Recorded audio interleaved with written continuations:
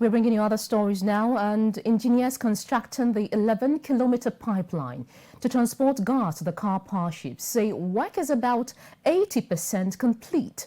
The vessel, which produces power to complement the national grid, has since been relocated to Secondary for proximity to gas to fuel it. Now, during an inspection of the progress of work, the communications director of the Ghana Gas Company, Ernest Owusu-Bempah, indicated the readiness of his outfit to supply gas once the construction is completed. The 17-day self-imposed schedule to resume power generation by Karpowership, even before it sets sail on 15th August to the Secondary Naval Base, would be up by 1st September.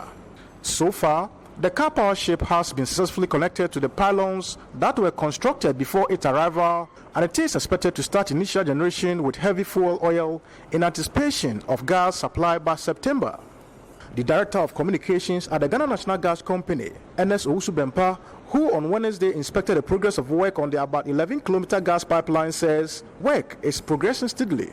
Almost about 85% complete. You can see the difficult job was to connect the pipeline under the seabed straight to the Karpowership here, and that has been completed. The main thing is that the engineers are going to connect the pipeline from here to the Karpowership, which is about 300 meters away from there.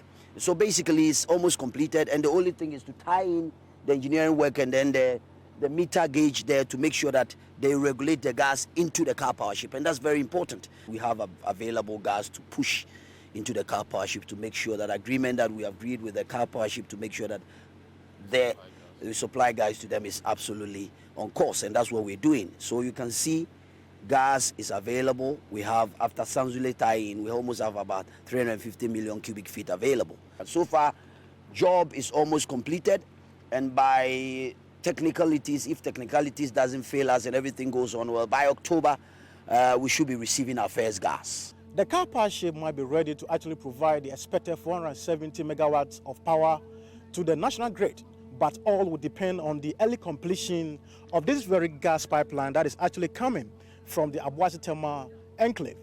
For City News, I'm Akwasi, Annim, Secondary.